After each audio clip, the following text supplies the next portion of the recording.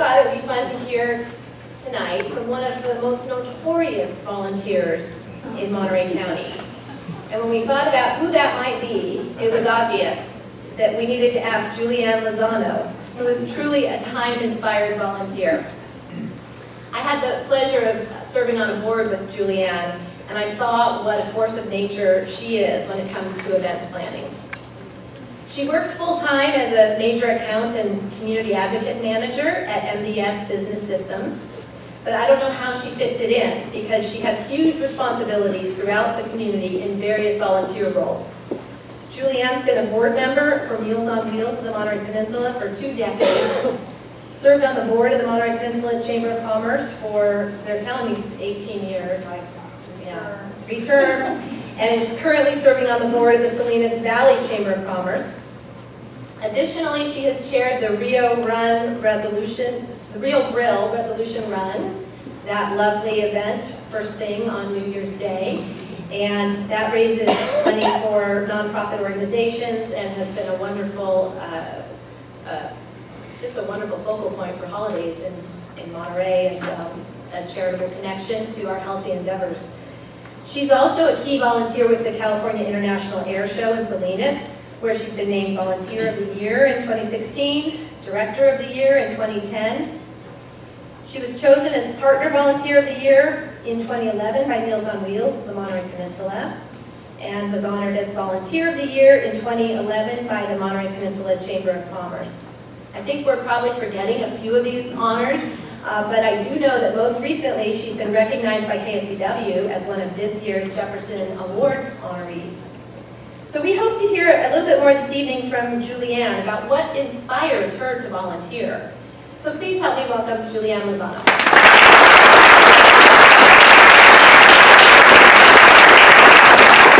Good evening, everyone. I'm really thrilled to be here. I love what the United Way does, and I love what you all do in our community as well.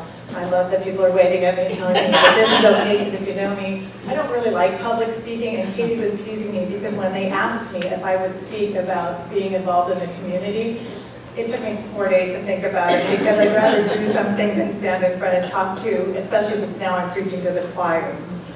So, you know, when they asked me to talk, the first thing I did was what everybody else would do. Let's go Google a quote or something. So, thank you, Internet. So I found a great quote from Elizabeth Andrew that said, "Volunteers do not necessarily have more time, they just have big hearts." And that's the reality, because all of you have big hearts because you do so much in our community. I actually grew up here as well. I grew up in Marina. My father was military, 20 years in the Army, and then retired. And when he retired, he became actively involved in the community. So growing up, I got to see what that was like.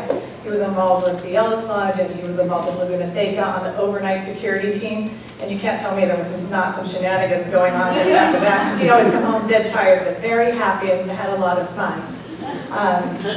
He was also involved in many other things. But I realized that that is just a way to really get to know people as well.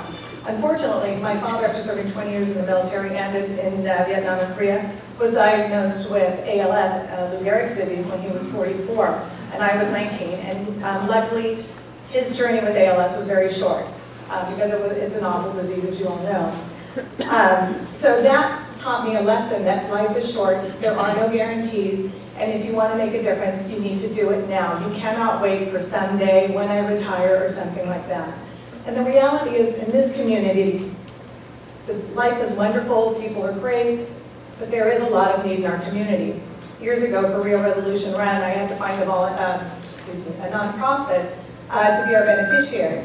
And I did some research, and there's over 600 nonprofits in our community. That's a lot, and they all do good work, but the reality is that there's not enough volunteers. The challenge here is, I'm preaching to the choir, because you are a volunteer. But the good news is, we're also recruiting our friends, our families, our coworkers. I always joke that I'm surprised people still take my calls, because they know I'm calling for something. There's actually a young lady in the back who I know really well, and I also served on the chamber board with her, and we used to sit together, and she turned to me and goes, "Do I have to write a check today?"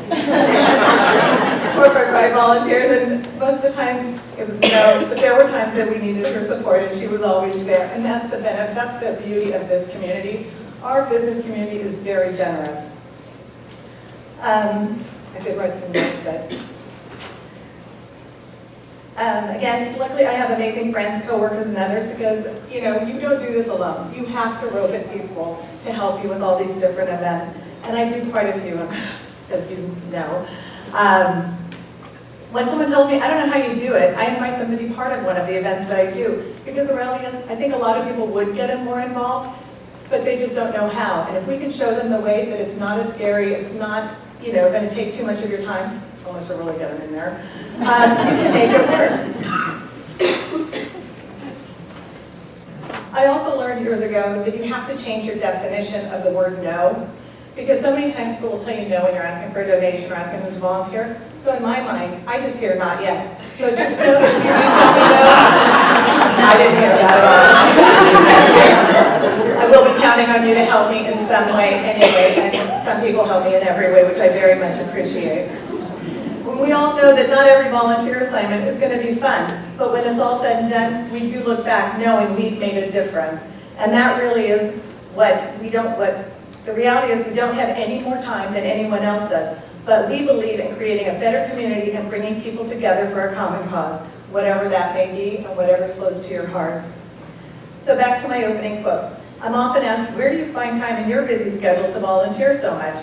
And my standard answer is, lack of sleep, lots of caffeine, and a really good planner.